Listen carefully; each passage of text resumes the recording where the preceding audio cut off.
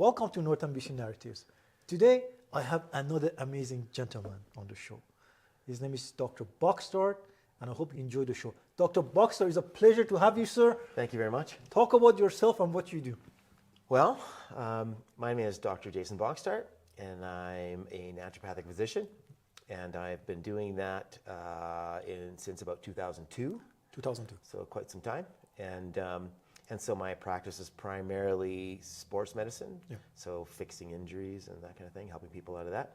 And then also most men's health, so anti-aging medicine and men's health. Yeah, so health optimization with men. So, Doc, talk about your childhood. Did you childhood. always wanted to be a doctor, or let's talk about how you got here? Yeah, so no, I wasn't as lucky as Tracy was. I didn't. Tracy was very lucky. I couldn't believe the things that Tracy said that she knew exactly what she wanted to do from 6 years old. It was a little different for me. I grew up in a family business.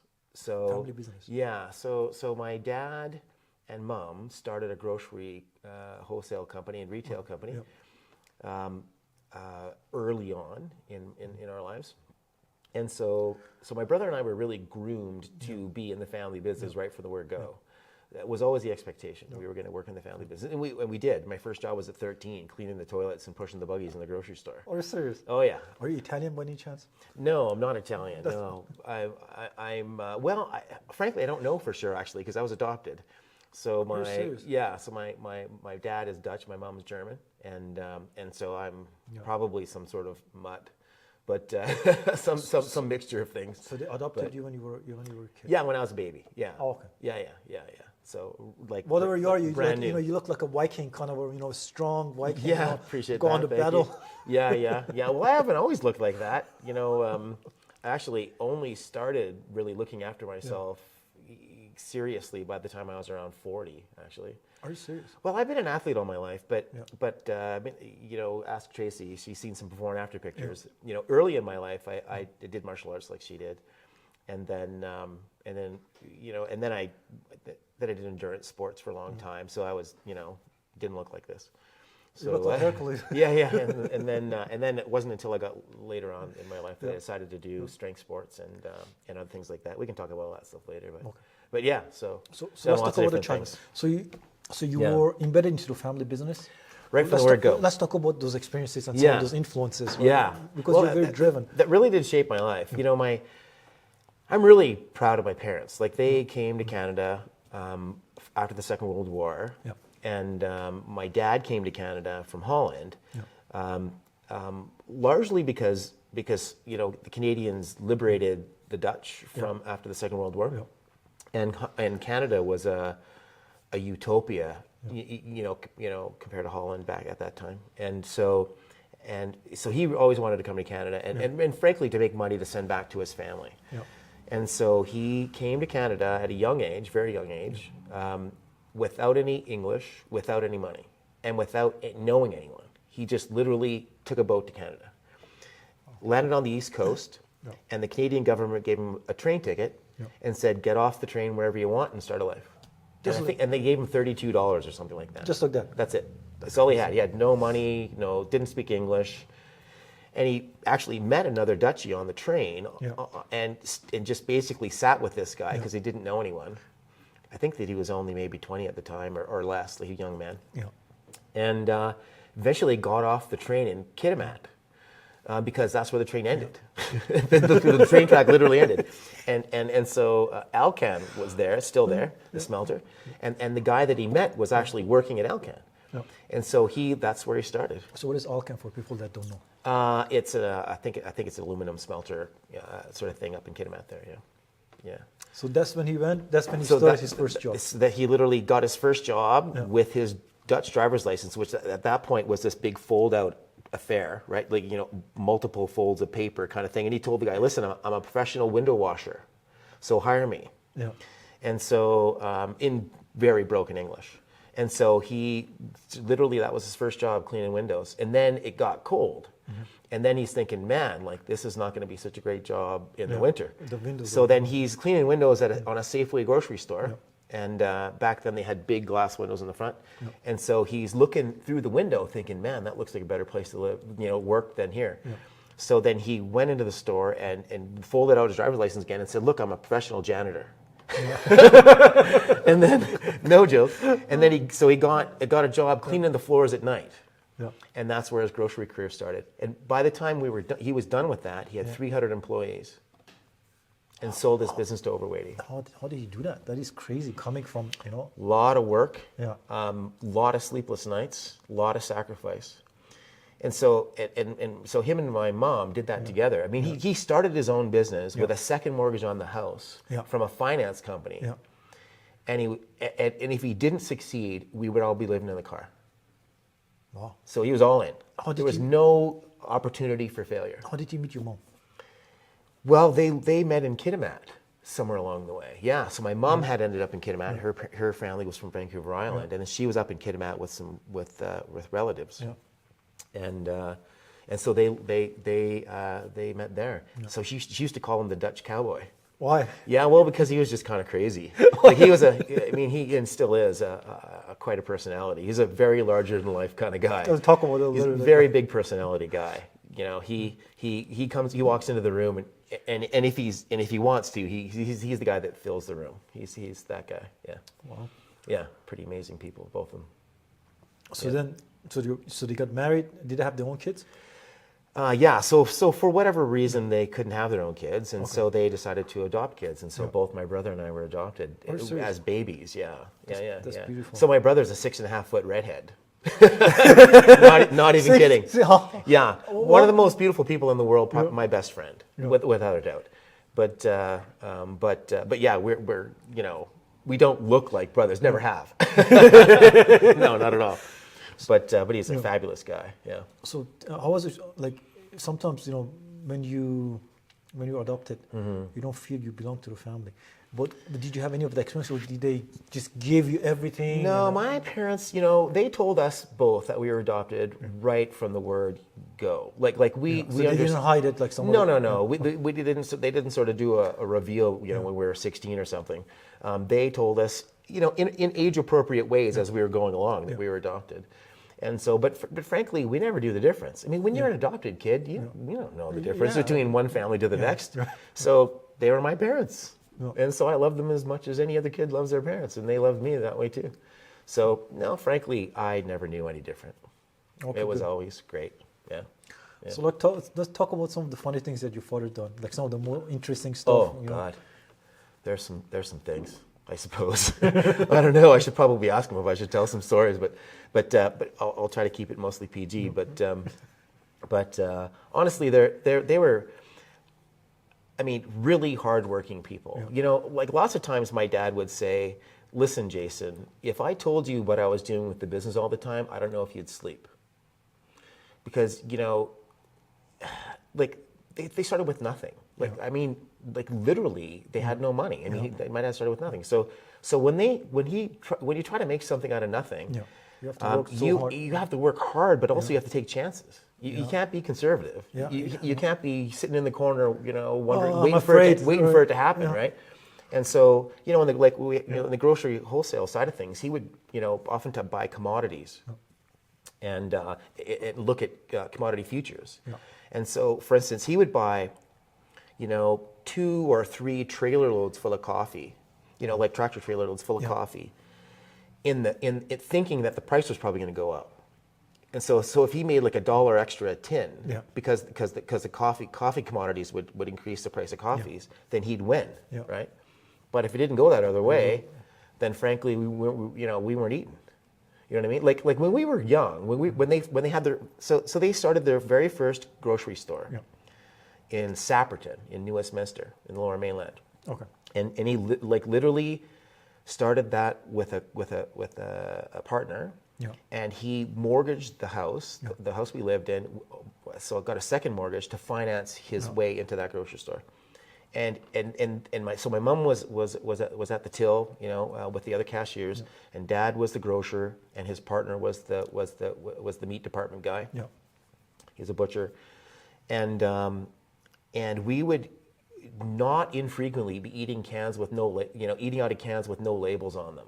or like, you know, the dented cans from the grocery store. Yeah. Like that's, you know, because nothing went to waste. Yeah. You know what I mean? Like there was none of that. No. And so, so we, and even as that progressed over the years, and you know, if you skip ahead 25 years, my patient, they were really wildly successful, right? But all along the way, they never forgot where they came from. You know, the very first apartment they had was in a basement suite in Kitimat with a concrete sink, and they had hardly any furniture. And my mom tells the story of scraping up some money together to buy an Elvis record. She was a big Elvis fan when she was younger. And so my dad came home from work and she was dancing in the kitchen to this new Elvis record because she had one of those little portable, record players. And he got so angry because they didn't have enough. He had a car, but he didn't have enough money to put gas in the car. So the car was always in the driveway, right? Yeah. And so he got so mad because she bought this Elvis record because they had no money, right? Yeah. And so, like to this day, she still laughs about it. How pissed off he got about the Elvis record, like 40 some odd years ago or 50 some odd years ago now, I guess. But yeah, so they never ever forgot where they came from. They they're really well off. My mom still brings the cans back, to get the deposit back. Yeah. She refuses to drive a nice car. Yeah. Thinks it's too ostentatious. My dad loves nice cars. Yeah. He loves nice clothes. He loves a nice watch, that kind of stuff. And I probably got that from him. But my mom, not flashy. If she was talking to the Queen, she would talk the same way to the Queen as if she was talking to you. She's not an ostentatious person. She's humble, kind, and just they're just very regular people. Yeah. Doc, I've seen a lot of people that they had nothing and then they became big. But they forget themselves. It's easy to do. And then they lose everything. Yeah, it's easy to do. Yeah. And then who are you? Yeah. What is your core? Yeah, right? that's right. Your core, if money is going to change you of who you are, then you don't know who you are. Then you're not very solid. Yeah, because once you know who you are, inside, it doesn't matter how much stuff comes to you. Yeah. And you never forget where you come from. Then you can make a difference, right? Well, a lot of people, I don't know, like it changes them. I think sometimes it's crazy. It's crazy to see. So they were always very grounded, and they always made sure that we were, frankly, to a fault. When I was younger, and we were in the family business, my dad always gave us the crappiest jobs and paid us less than anyone else. Yeah. Always. Yeah. Everyone knew that we were the boss's kids, right? And so there was always expectations around that. But he made sure that nobody was going to say, "Hey, look, they're getting a free ride," that kind of stuff. That is important, I think. I literally washed a public bathroom in one of the grocery stores in the worst part of Surrey. There was literally feces on the wall. I would literally walk into the grocery store on the Saturday morning. Yeah. That was my weekend job when I was 13 years old. Yeah. And the first thing that I would do is walk through the cleaning aisle, grab a pair of rubber gloves, grab some cleaning supplies, and go and spend the next 2 hours cleaning that toilet. I did not like that. No. That was not my favorite job. As a matter of fact, I was cursing my dad under my breath most of the time when I did that job. No joke. But in retrospect, I really respect them. Like, they never made it easy for us. Yeah. They could have. Yeah. We had friends who ran in the same circles, and that they really, their parents really, I guess for lack of a better word, spoiled them, gave them everything because they could. Yeah. And I know, now I'm parenting my own boys. Yeah. Reflexively, I want to give them everything. Yeah. Anything that I can, I want them to experience and to have, because they're my kids, right? Yeah. And but it takes so much self-discipline to not do that. Yeah. It is hard. Yeah. It's almost heartbreaking to do that to your kids when you know you wouldn't have to, right? But they did anyway because they knew in the long run, even though they weren't my friend. Yeah. That wasn't the point. The point is they were my parent. And their job was, as a parent, to make sure that I was the best human being I was going to be by the time it was time for them to let me go. Yeah. That was the point, not to be my buddy. Yeah. And to this day, I really respect them for that. That was a difficult decision as a parent to make, right? Yeah, because you don't want to spoil your kids. Well, we saw it all around. Yeah. There was other kids in the same, circle. Yeah. That frankly became really useless adults. Yeah. Honestly. Yeah, I've seen it. And only just because their parents indulged them. Yeah.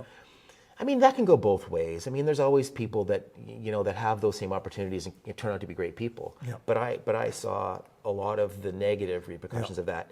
And only in retrospect, now that I'm, 56 and I have the opportunity for 20/20 hindsight, that, like I said, they made really difficult but good choices. Yeah.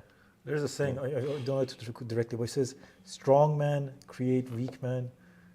I know what you're saying. I don't remember. I know that one too. They create problems create strong men, then the cycle repeats. Yeah, that goes around. Yeah. Right? So it's like in business. Usually, second generation owners of family businesses, it fails. The majority of them, they fail, because you didn't have to kill yourself to get there. Yeah. So you don't appreciate all the stuff. But not only that, but you didn't fail all the way along. Yeah. That's the thing.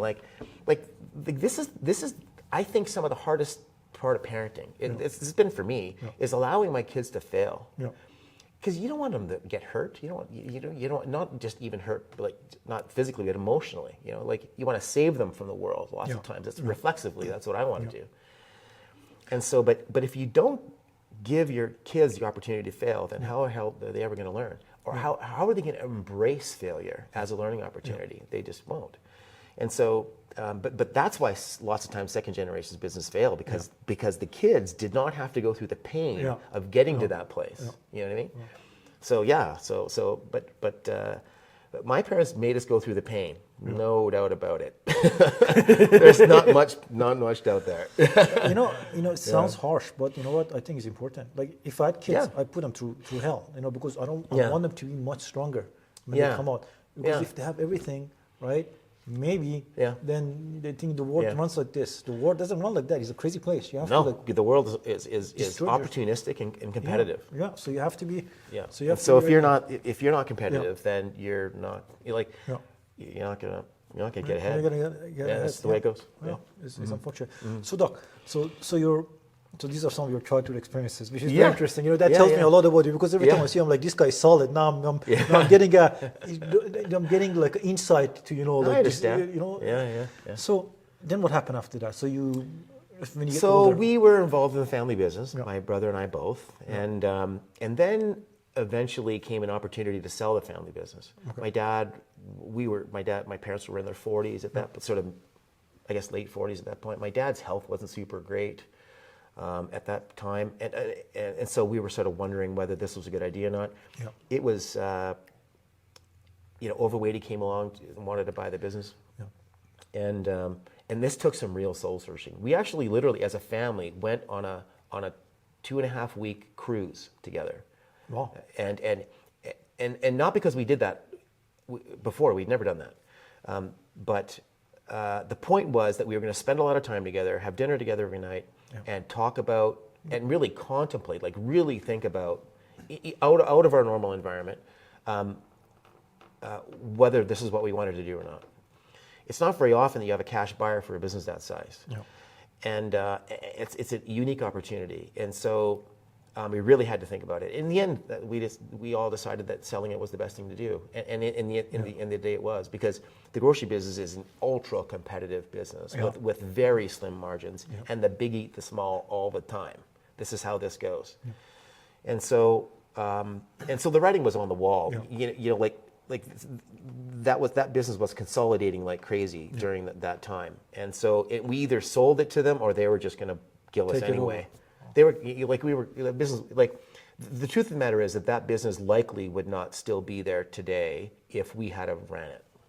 Because of bigger companies coming just in. Bigger companies take. It's if you try to compete with a multi-regional business with grocery.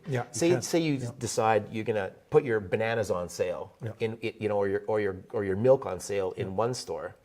In our market, we would have to match. But they can just increase a couple of pennies on in their other 300 stores, and they're even.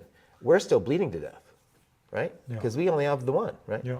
So we had 30 stores, but the point being is that you know, we were a very small regional player. Like, just to give you some scale, they bought our whole business, okay, for the price that it takes them to build 2 grocery stores. And that same year, they built 13 grocery stores. Oh, wow. That's how big Save On Foods is compared to how we were. Yeah. And overweight, and so Loblaws is that much bigger again from them.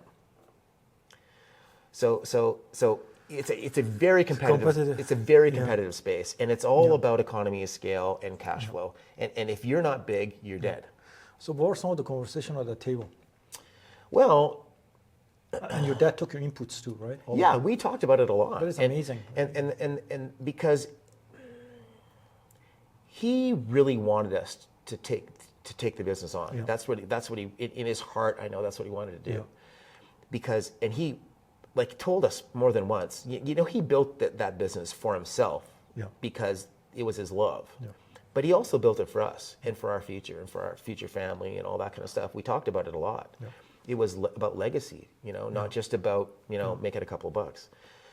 When you put your heart and soul into something like that, it's almost like another child. Yeah. And then just to sort of take a check and walk away, it's not that easy to do. It sounds simple. It's like you're losing something of yourself. It's really a big deal. And so it was really an existential struggle for him and for my mom and for us to think about doing that. Yeah. But when you took the emotion out of it, in the end of the day, we made the right choice. So what happened was I was running a small portion of that business when when Overweight came along. I had franchised some retail stores. There was about half a dozen on the go, and we had sold them to franchisees. And basically, those stores were the precursor to M&M Meats on the West Coast. I had copied M&M Meats, and then basically rebranded it and built the stores, and off we went. Copied it verbatim practically. And then so what happened was eventually Overweight bought the whole thing, and so my parents said, hey, listen, like, you know, you did this, and here's a chunk of money, you know, from this sale, and my brother too, and so I took that money and financed my way back to school. And so at 27 or 28 years old, I went back to school, and then had to figure out what the hell I was going to do with myself, because all I'd ever done was work for the family business since I was 13. So I, frankly, were you confused a little bit? I had no idea. Yeah.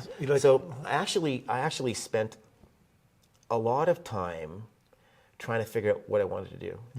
And one day my mom came to me and she said, hey, listen, I have some friends down the road with some kids, and they did this vocational assessment. And they were like literally just out of high school. Here I am, you know, 27 years old. And she said, listen, this really helped them sort of find their way. You know, maybe you should do that. And so I did. I thought, okay, well, I don't have a bloody clue what I want to do. All I ever thought of my whole life was that I was going to be working in the family business. So so that was a week long of IQ tests and aptitude tests and interest inventories. 1 week long? A whole week. Oh, wow. 9 o'clock in the morning, go 5 o'clock in the afternoon, pencil and paper tests and oral interviews the whole week. It was extensive. It was extensive. And so, but what was an interesting experience, because during that experience, I was also learning about myself, about what I was interested in, almost sort of coalescing out of this cloud, you know, during that period of time. So finally, there was the exit interview at the end of that week. We sat down with this person who specialized in that sort of thing. My dad was there with me. And they said, Jason, you're a pretty different kind of guy. And so I have to preface this. So when I was younger, I had ADHD too. Everybody just like everybody Trace. Wild, right? So, but again, this was early on. How were you? Was it difficult for you with ADHD? Were you like? Yeah. Your brain was like. So I'll tell you. So back then. That was not something people were looking for. There was no discussion about ADHD. You got to remember, I graduated high school in 1985. I'm 56. You don't look 56. You look 40. Yeah, but I'm no doctor. You got to tell me your secret I'm no before you spring go. chicken. I need right? to know. Well, that's the whole thing. I walk the walk. So the point being is, there was no discussion about that. So I struggled through school failing grades and things like that, right? Yeah, I was a solid C student. I was not brilliant at school. So I had what Tracy and I refer to as a lot of negative feedback during my educational career initially. So skip ahead to this vocational counseling experience that I had. The guy sat me down. He said, "Listen, Jason," he said, "you have an IQ of 135. Yeah. 130 is genius."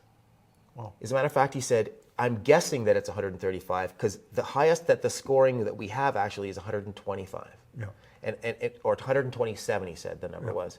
And he said, "We can't actually test that past that with the things that we do here." Yeah. And so you would have to do some other kinds of special stuff to know. But he said, "We're sort of guessing it's around that number." Yeah. And he said, but the challenge is that you have some reading disability, which I didn't know. I was having tracking problems when I was reading. Yeah. And so as a result, having comprehension problems. Yeah.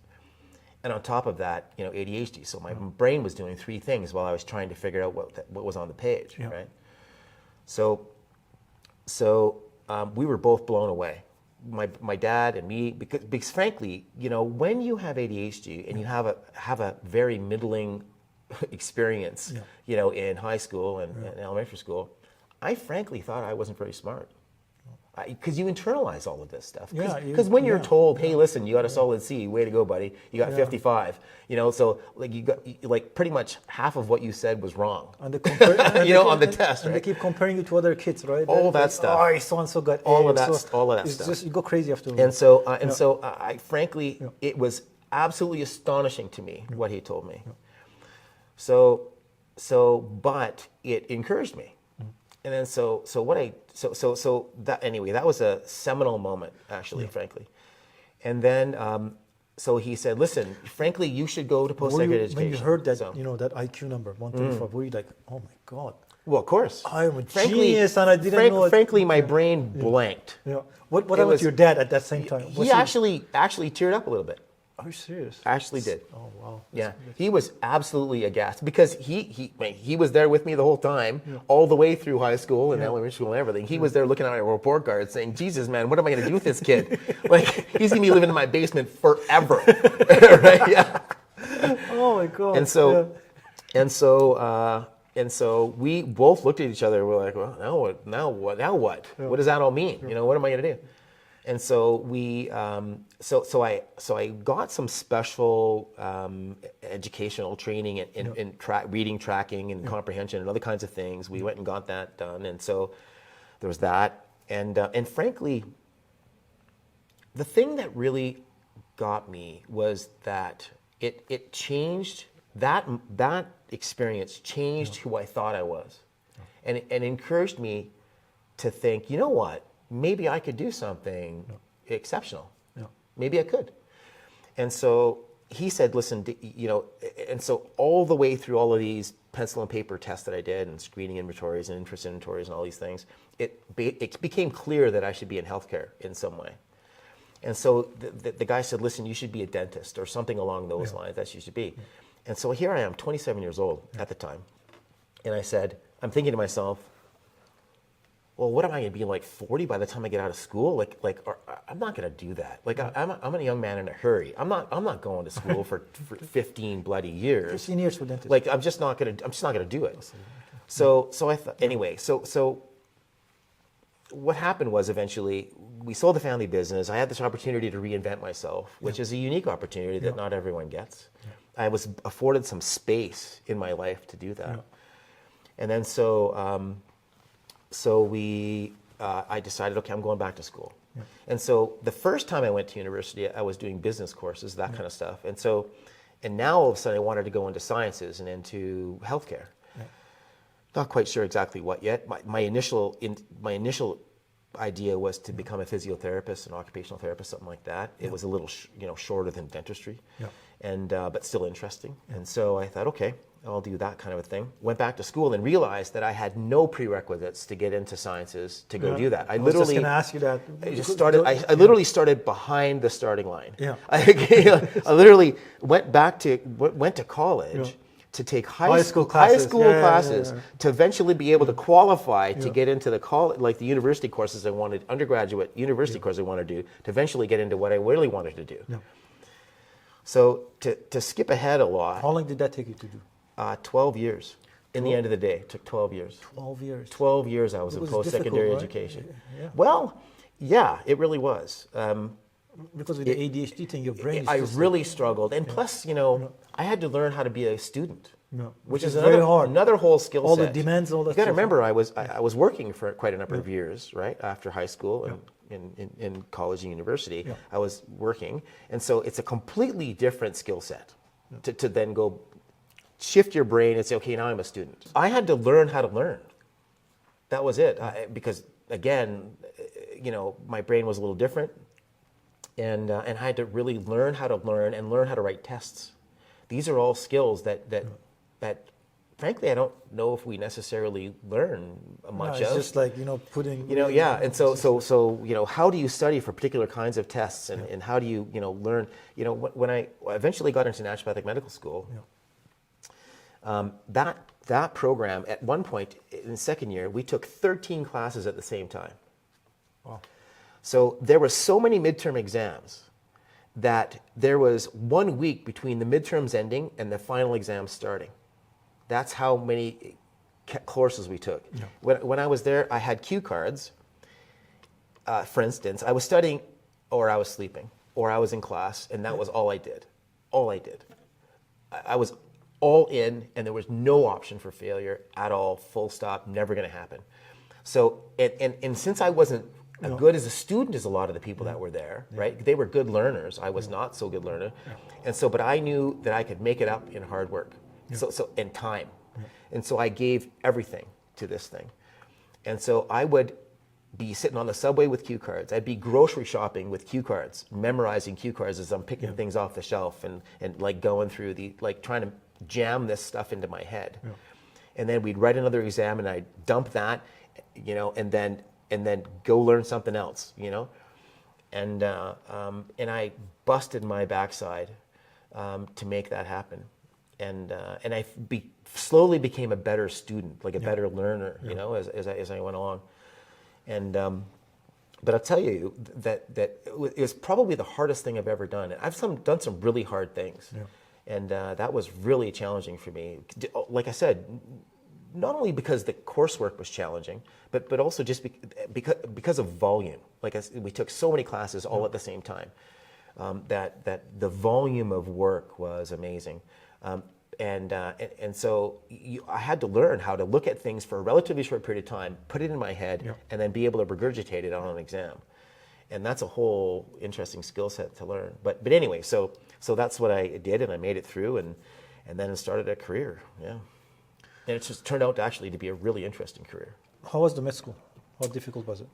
It was challenging for me. Like one of the classes I had the hardest time with actually was anatomy, because all the terms are in Latin. In Latin. Yes, in Latin, right? And none of it, like when you learn the name of a muscle or something, there's no point of reference for it. There's no descriptive word, right? Yeah, it's not a descriptive name. It's a Latin name that doesn't mean anything to me because I don't know Latin, right? So that was ironically, now I work with anatomy every day. Yeah, I work in sports medicine. This is what I do. But it was honestly the course that I had the most challenge with, honestly. And but it was definitely challenging. But what I found was actually that I really enjoyed it, and I immersed myself in the experience. I was on quite a number of committees, and and trying to improve the way the school was running, and all these different kinds of things. Because I was a mature student, I was older than a lot of the other people that were there, and so I thought I could contribute a little bit more, and so I was doing a lot of that, and which eventually moved into. In my career, I moved into advocacy for naturopathic medicine. I was the chair of our Canadian Association for a number of years. I sat on a number of committees for that. Did a lot of talks and conferences all over Canada. I sat on several different boards for charities involved in naturopathic medicine. So I was have always tried to give a lot back to the profession too. It's a relatively small but growing profession in Canada, and so I wanted to, especially earlier on in my career, I really wanted to bring some advocacy to that. And frankly, provide a rational face to naturopathic medicine. You know what I mean? Yeah. It's a lot of times the public... You wanted to improve it. Well, a lot of times the public perception of naturopathic medicine can be that it's a little, creative on the science side of things. No, I think it's purposely done because the natural medicine, it does so much stuff for you. In my culture, every neighborhood, there's a naturopath. You go in there. Yeah. I'm serious. Like I was a kid. You go there. You go, I'm sick. He looks at you and he gives you all these herbs. You take it. Sir, you feel better. Yeah. Right? So there's a long tradition of that all over the world. Yeah. But in the Western world, there are some things that happened around the 50s that really, really super shifted purposely, or the 40s, sort of purposely shifted, made a chasm between what's now called Western medicine, right? And then or basically drug-based medicine, and then because like in Canada, like in BC in particular, naturopathic doctors are regulated under something called the Drugless Practitioner Act. What is that? Well, that was the regulation that naturopathic doctors were under. Because I'm just using that term as an illustration to describe the divide between natural health practitioners and Western medicine. There was literally meant to be this sort of Chinese wall between those two things. It was constructed that way, and so that's the way. So it's always been characterized as a dichotomy. Right, there's this and there's this, and nothing shall come between. You know what I mean? Like there's just it's ridiculous. It's always been the way that it has been, and for a long time. And frankly, I've spent a lot of my career trying to bring those things together in a rational way that respects both of those bodies of knowledge. Right? There's a lot of benefits to Western medicine, and I prescribe drugs every day. I understand how they work. I understand their proper application. It's a big part of my practice. But also, I have a deep and abiding respect for the power of nature and the power of the body to fix itself. If you just get out of the way, you know what I mean? The body can heal itself. Well, everyone knows that. You cut your skin, you cut your arm open, and then it fixes itself. I mean, that's I don't understand. I don't understand how that's even a debate. But so people ask me, like, what's the difference between a medical doctor and a naturopathic doctor? And really, the answer is not much. But lots.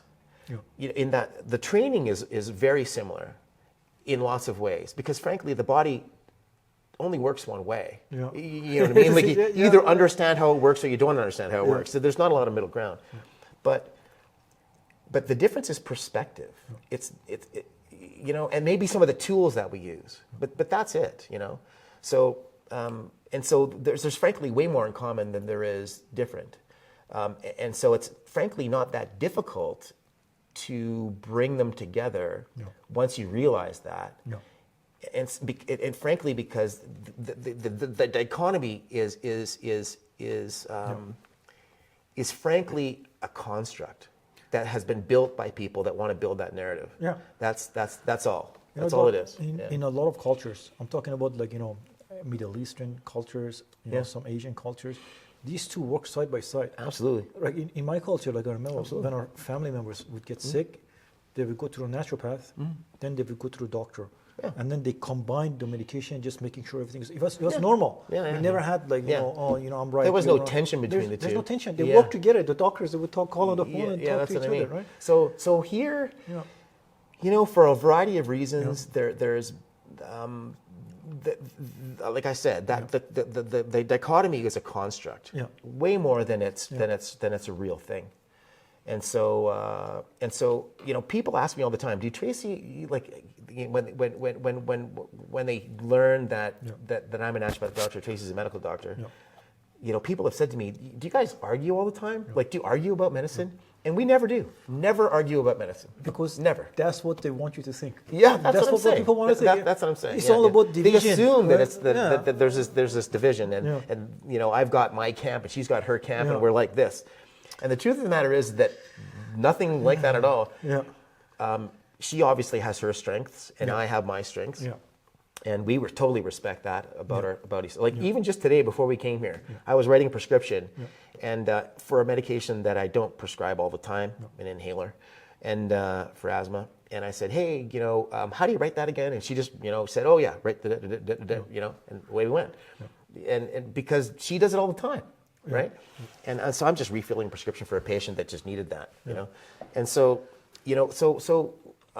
so we don't have arguments about medicine, honestly, for a lot of reasons, mostly just because we respect each other a lot, but also because because, like I said, we have more in common than we do differences. That's for sure. Well, the more we are separated in everything that in this life, the more weaker we become, right? Absolutely. So nobody's smarter than all of us. It's one of my favorite sayings. Nobody. Exactly. Right. But if we're all separated, we might think we are not smart, and then we are much weaker, right? Absolutely. So and probably easier to lead.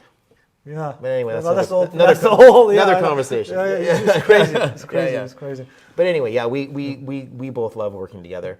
And frankly, our views on medicine and how to apply it, frankly, aren't very different.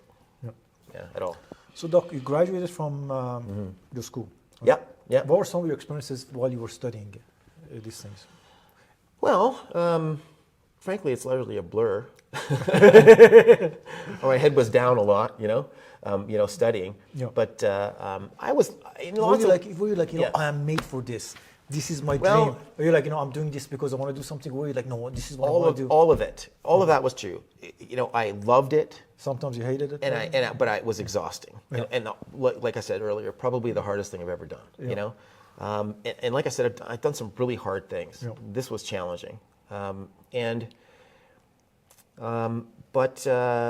also, I felt like such an accomplishment to get through it.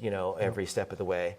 And the farther along I got, frankly, the more I loved it, and the more it was encouraging to me. Because you got to remember, like I said, when I went to school, I wasn't sure that I could do it. Even though this guy told me I was supposed to be all smart and everything, I still had to figure out how to be a student. So, but yeah, it was a really interesting experience. Met a lot of fabulous people that I still keep in contact with, and.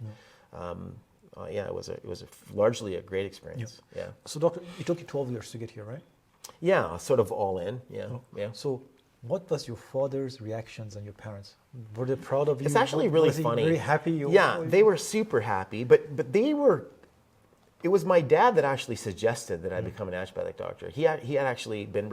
It's kind of a funny story. Okay, let's go. So he had a heart attack, and had cardiovascular disease, Just to give you, I don't know if he may or may not want me to tell you the story, but I'm going to tell you anyway.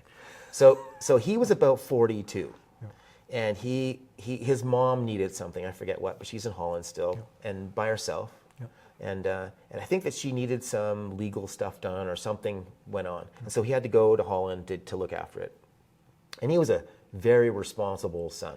He looked after his mom, like crazy.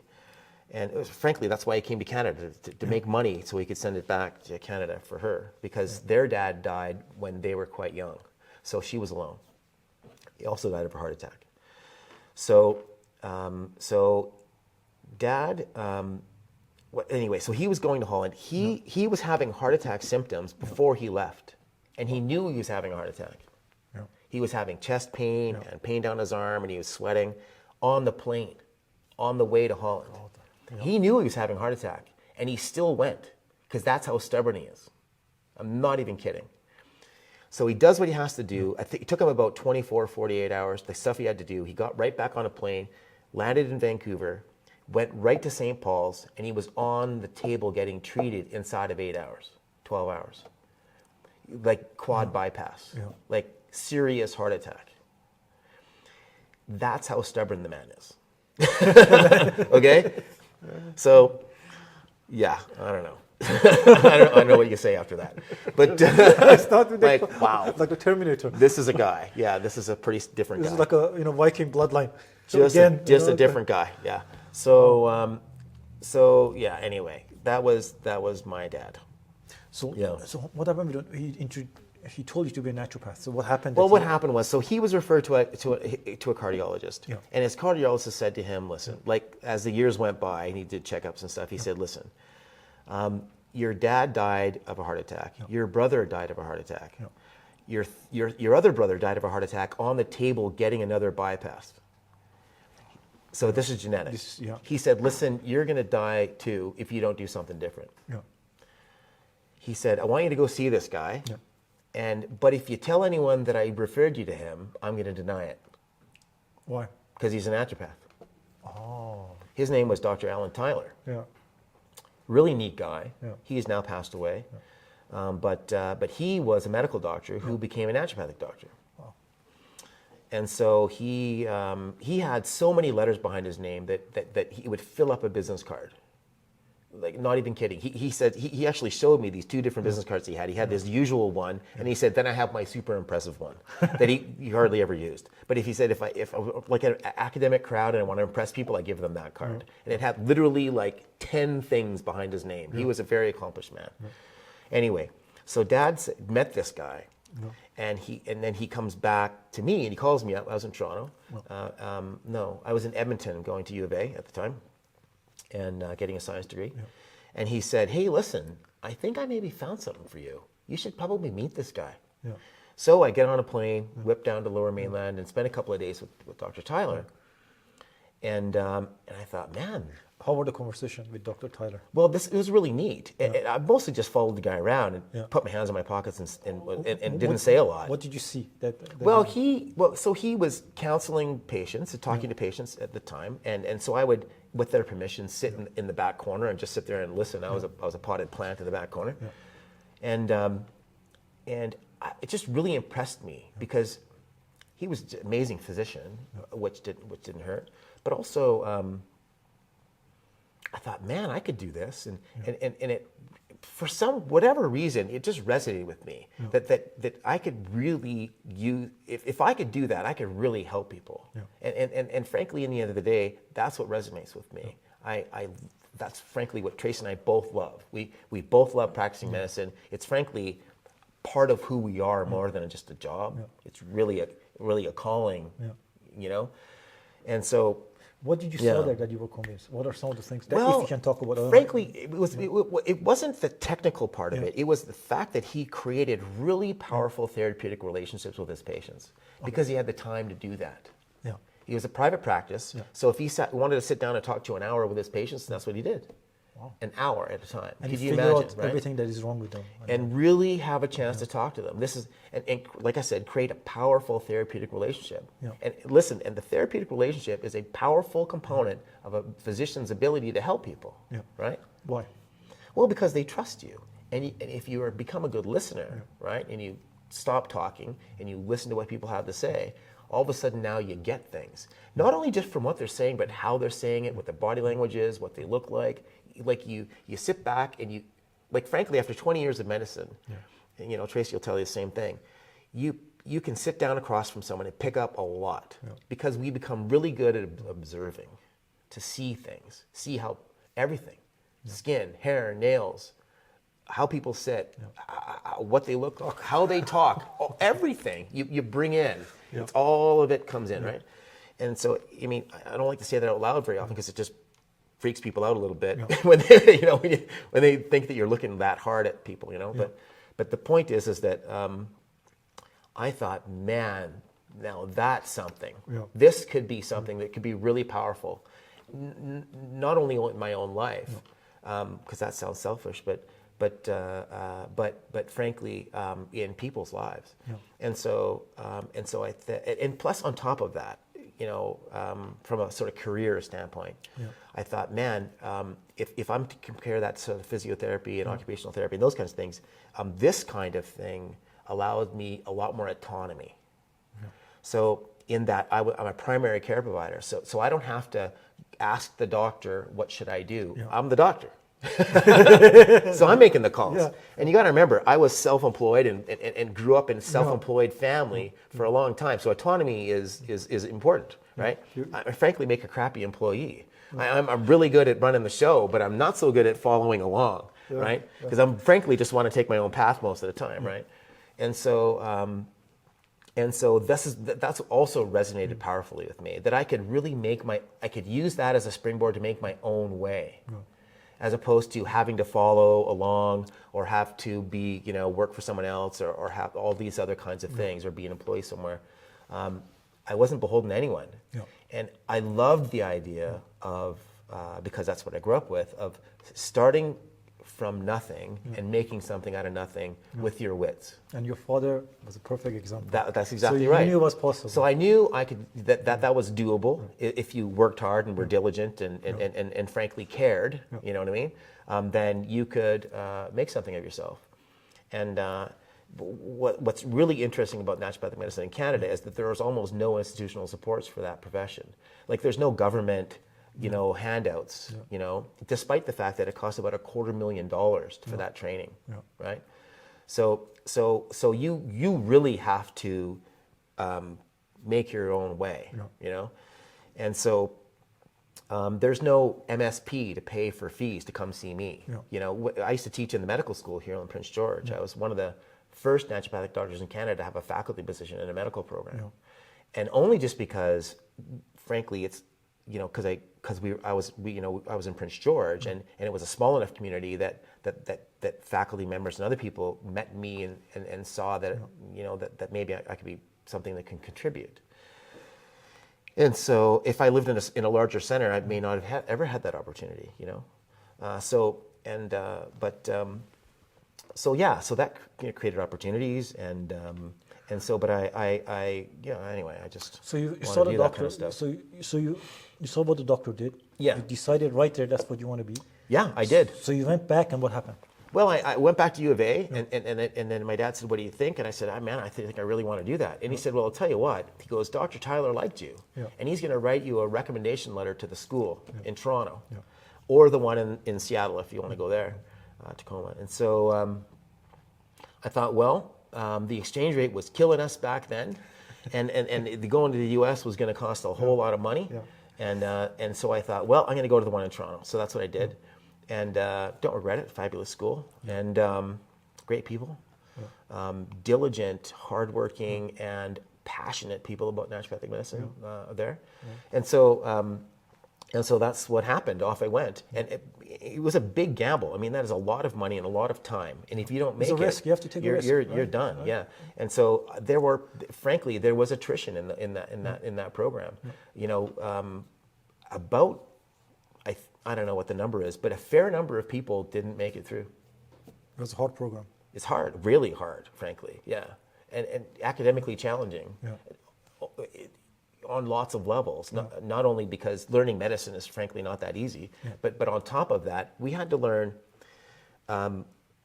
all of the other kinds of systems of medicine. We had to learn about homeopathy, about traditional Chinese medicine, and about Western botanical medicine, and about physical medicine.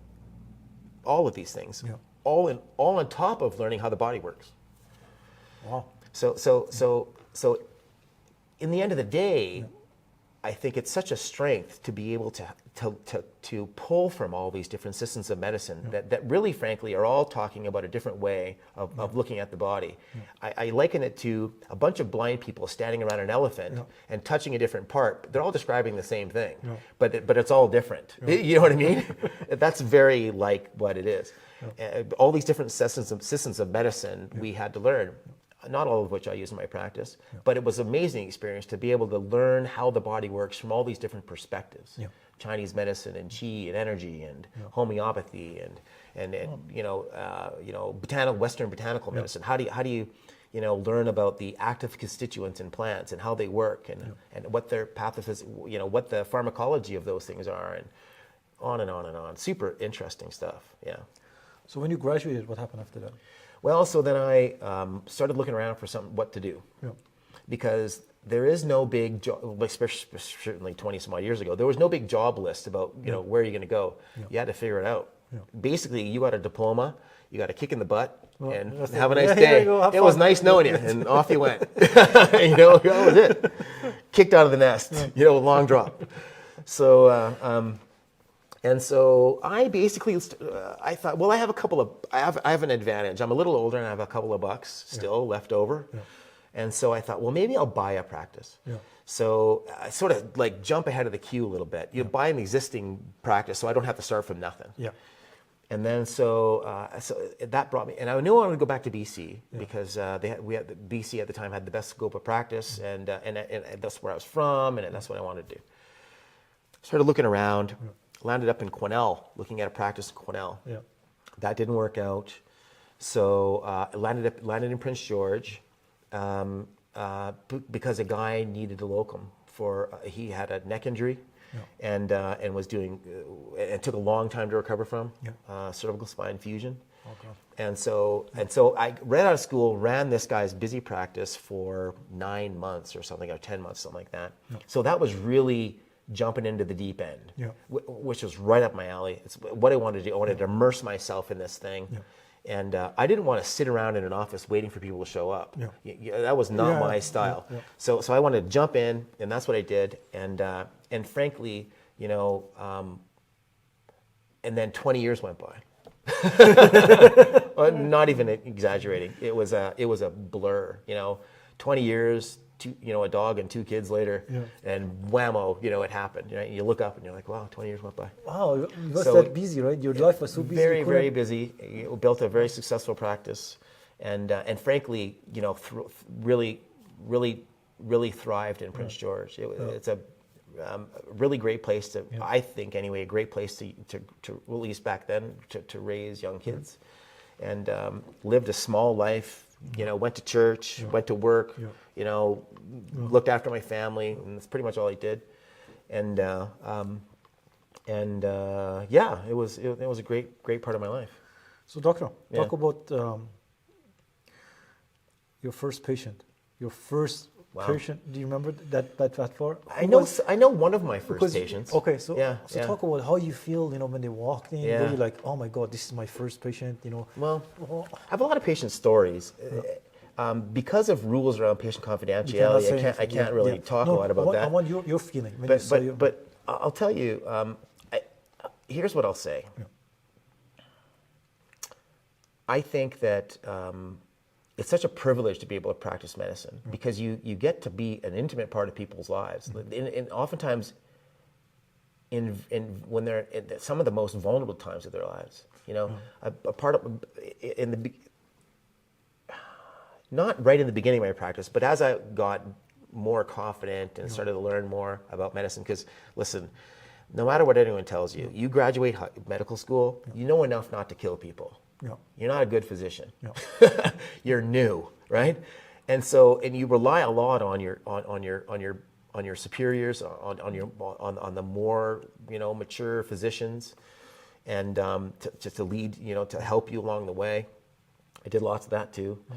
And so what I'll say is that the early years were characterized by the amazing feeling of gratitude. Sometimes I looked around thinking, somebody letting me do this, and I get paid to do this. Yeah. Like, this is unbelievable. Like, people come to talk to me because of what I know. Yeah. Like, what's in here. Yeah. Thought, man, oh man, like, what an incredible privilege. I frankly loved it. It sometimes scared the hell out of me. Yeah. Sometimes I felt entirely out of my depth, I get to put game face on. Yeah. You know what I mean? People can tell you some outrageous things. Yeah. You know what I mean? So early on, it was an incredibly powerful experience. And I'll tell you, like 20 some odd years later, I still feel that way. Tracy and I both still feel that way. Practicing is a privilege. Being allowed inside somebody's life in a way that they may not even let their best friend be in their life. I do a lot of men's health now, and we talk about things you would not talk about with your buddy. I do lots of sexual health. You hide it, right? Yeah. Well, I have lots of conversations about sexual health with men, and erectile dysfunction and all these kinds of things that you wouldn't necessarily have a conversation over a beer with your buddy about. But they talk to me about that, and so it's an incredible privilege to have those kinds of conversations with people and it takes a particular kind of skill set to, in a very short period of time, allow people to do that. And to be safe. Yes. Right? Because they're vulnerable. Yeah, that's right. And so oftentimes once when you get the right feeling from people, I'm quite friendly with people, open, and even about my own experiences, so that they know that, hey, listen, this guy's not some standoffish doc. This guy is real, raw, and he's real, walking the same walk as I am, because I'm a 56-year-old man too, and he's walking this walk with me, and I think that I can talk to him about this stuff. You know what I mean? And so it's an incredibly powerful experience, frankly. I think a lot about like what you do. You're a documentarian. You have to learn how to let people let you into their life a little bit, so that they have to feel comfortable. Offer their experience to you. You know what I mean? And that's a real skill. Yeah. Same idea. Yeah. So, Doc. Yeah. So how did you meet Dr. Tracy? Let's talk about the juicy stuff now. Yeah. So, it's kind of funny, honestly. She was a patient in my practice at the time. There was multiple physicians in my old practice, and so she was going to my practice. I saw her around, as I'm rushing between rooms and this and that. Frankly, gotta say, didn't think much of it. You're a doctor, right? And which is another lady that happens to be coming to our practice. And one day, really probably the first day that we really met. Anyway, I suppose that part, I just sort of knew that she was around, right? And it was interesting, frankly, that a medical doctor was coming to a naturopathic doctor's office for help. Were you curious? What is she doing here? Not really. I was busy. Doing other stuff, and so it's like, okay, well, that's just another person that happens to be in the practice. Dr. Tracy's. Honestly, fair. It's just honestly the truth. And so I didn't really think a lot about it. Anyway, so skip ahead quite some time, honestly. And we happened to meet in a group of people that were riding with a group called the Wheeling Warriors up here in Prince George. And it's a group of largely healthcare practitioners, but a lot of people also that have had cancer in their lives, or they're cancer survivors. And they raise money for cancer research that mostly stays here in Prince George. And I thought, so my brother had lymphoma, Hodgkin's lymphoma, when we were quite younger. That left a mark on me, and so I thought, and at that time I was looking for something, I think, to do other than what I was doing, and I thought, man, this could be a powerful experience. I'd heard that this was a really interesting group of people, so I thought, well, I want to be part of that. So I sort of wheedled my way into that group of people, and then just like she said, we both had kind of weird schedules that didn't necessarily jive with the rest of the group that may work 9 to 5.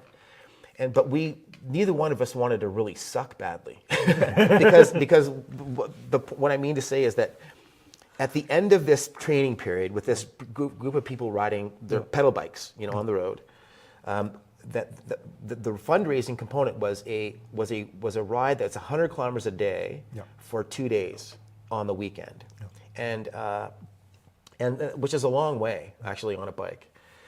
For me, and then so I had to practice, because I didn't ride a road bike, then, and so I thought, okay, well, I need to get some seat time in to sort of not be on the side of the road wondering why the hell I was doing this, and so we started chatting, and one day I kind of walked up to her and said, hey, you think maybe we could train together a bit, because she was faster than me. Way faster than me. And I thought, I kind of need somebody to pull me along. You know what I mean? And so I frankly spent a lot of time behind her on the side of the road, frankly. You know what I mean? And but it turned out that we actually got to talking, a little bit during that period of time. And we got to know each other a bit, and we became quite good friends. I think because we had a lot in common. We both loved medicine. We had that common ground. We were both competitive. Neither one of us really wanted to, be at the back of the pack. Despite the fact that it's not a race, but life is a race. You know what I mean? Really, in the end of the day.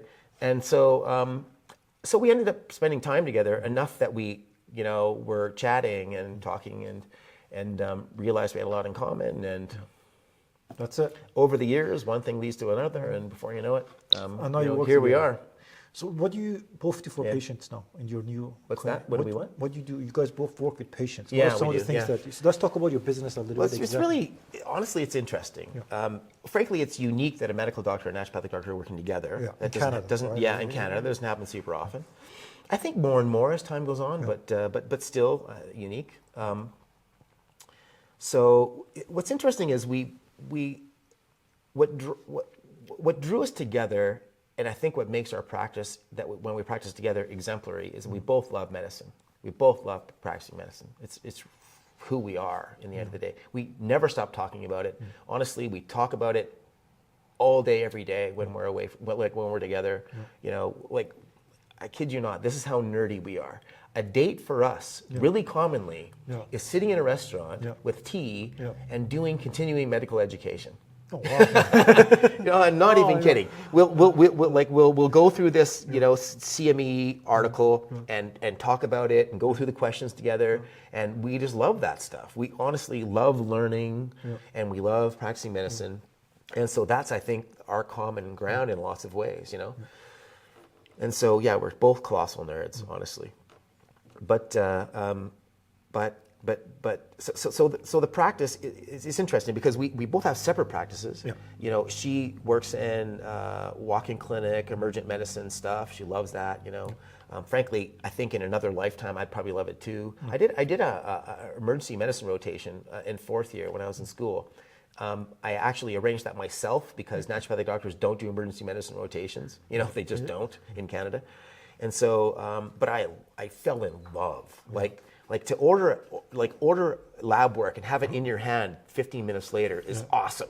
When you're a doc, that's so cool. You know what I mean? Like you see they take an X-ray bedside and you see it, on the screen like 15 minutes later. It's awesome. You don't have to wait. You remember everything. It's all right there. You know what I mean? It's so amazing. So we, so we had that in common too. We both love adrenaline sports. We both all this anyway. So she has her own kind of practicing medicine.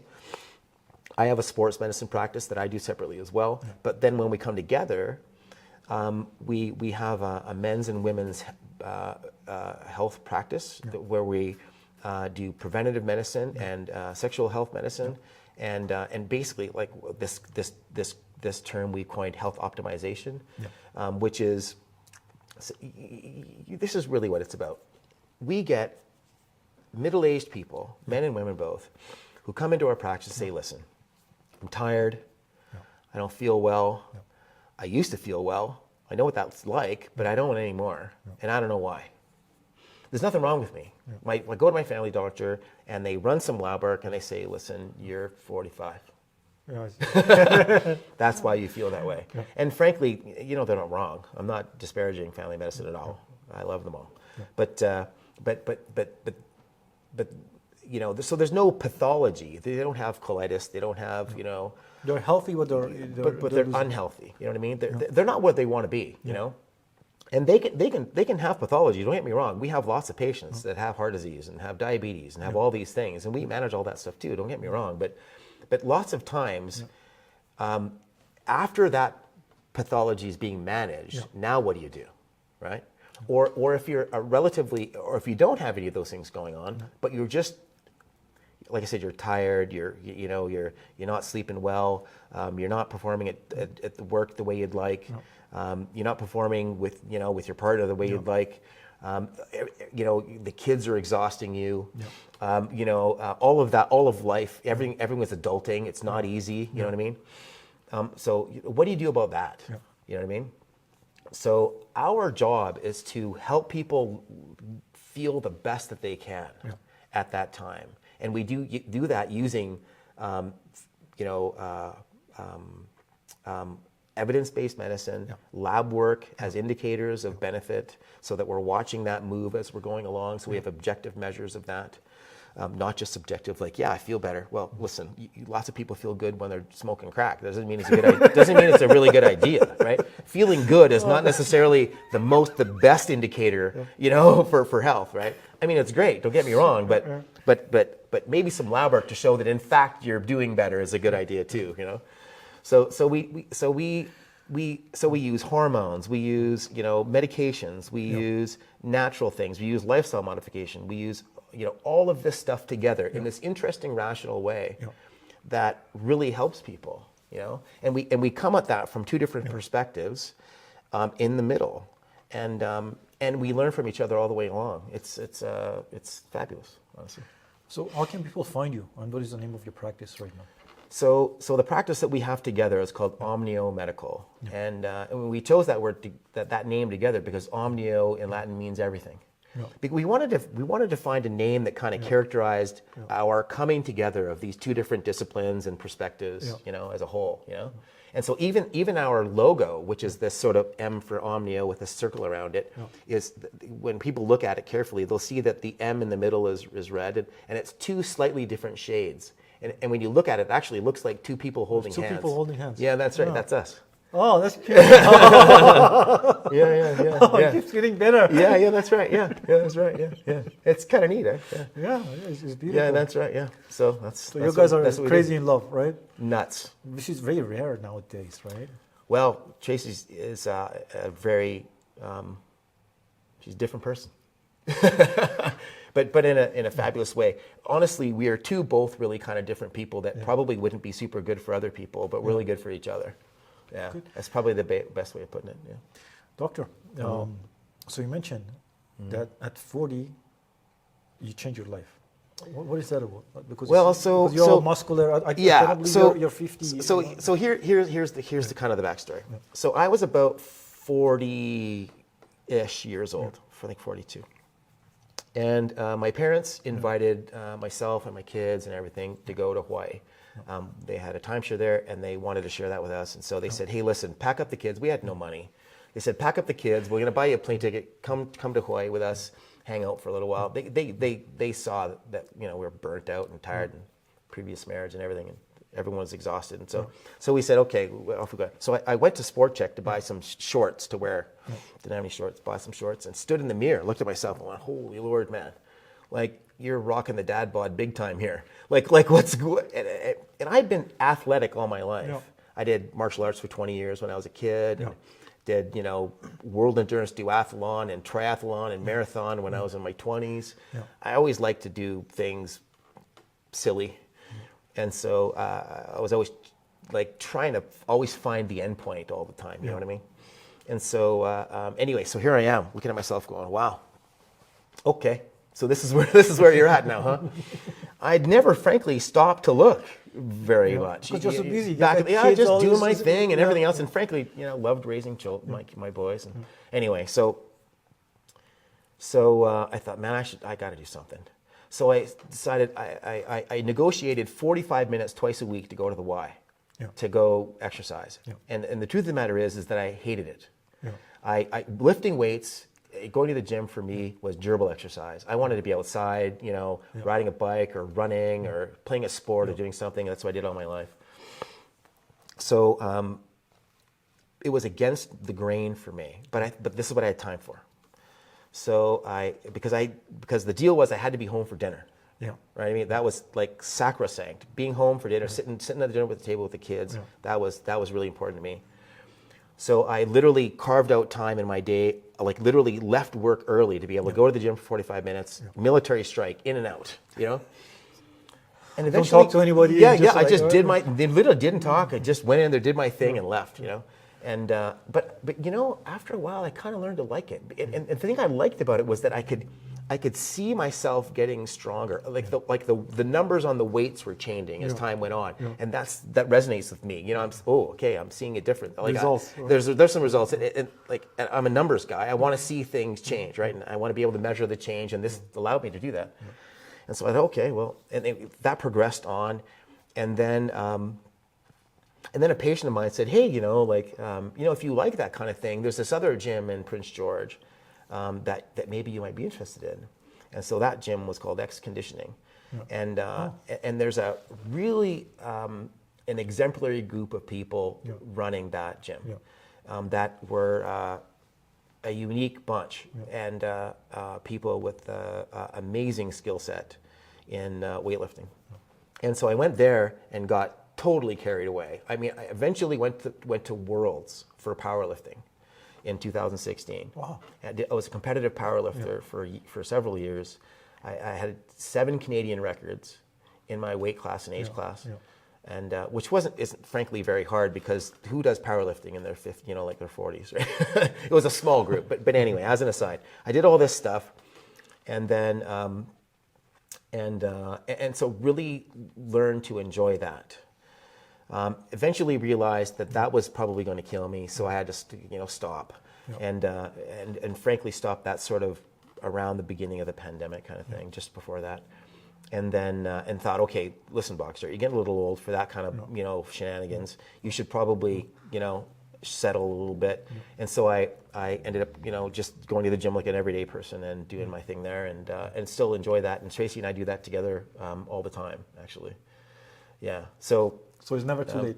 No, honestly, it turns out that the science is really on my side here.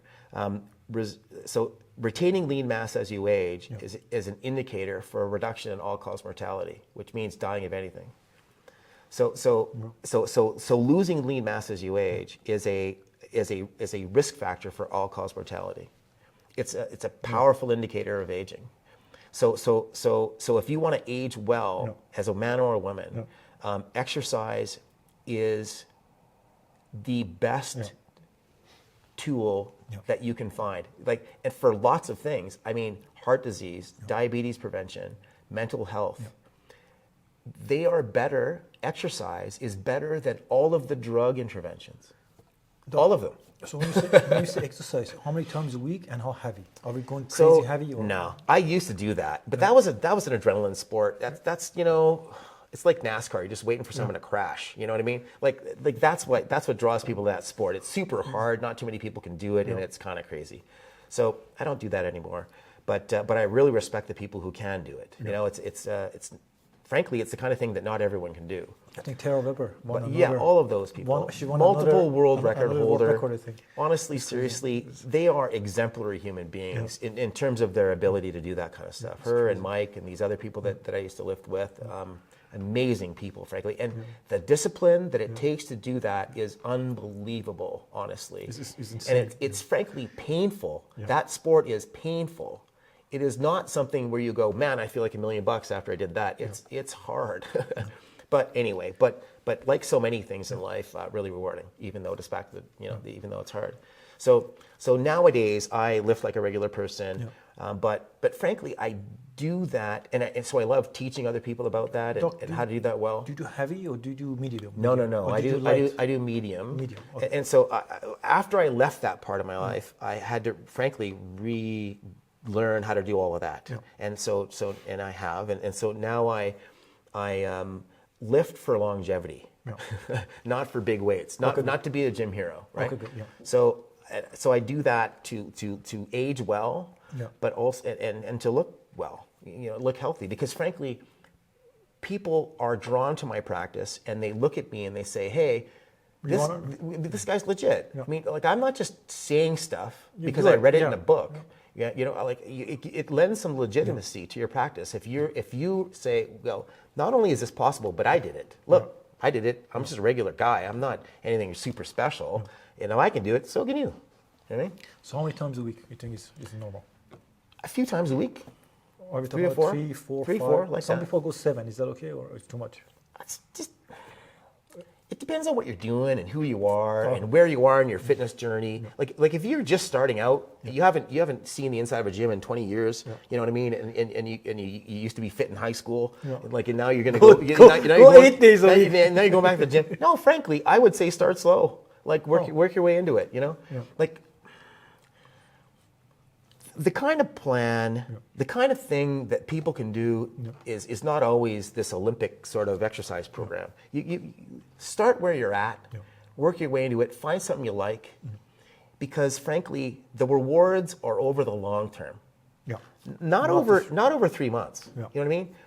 So think of it like a vector, you know? So like this for the crowd, right? So camera. So you can make a relatively small difference, right? Yeah. And in the short term, that doesn't look like very much difference. Yeah. But then expand that over 15 years. Then it's like, okay. Now it's a big difference, and it's right? Sustainable, right? Right. That's the thing. So the power is in time. Yeah. It's not in, so don't kill yourself in 12 weeks. Because listen, if you can do something for just as long as you can hold your breath, that's frankly not going to make it's not really going to make a difference in your life over the long term. Doctor, this is the same. Yeah. This is also applies to business, right? You have Absolutely. to, instead of, because there's no way you can build, you just keep being consistent and slowly things become And good. so exactly the same thing with health and fitness. Listen, prevention is not sexy. Yeah. It's about as exciting as driving on the right-hand side of the road. Yeah. Nothing happens. Yeah. And that's the point. That's a good thing. You don't want things happening. That's the point, is nothing's supposed to happen. You're just supposed to be healthy. Yeah. You know what I mean? Yeah. So it's not interesting in that you're not getting a lot of positive feedback.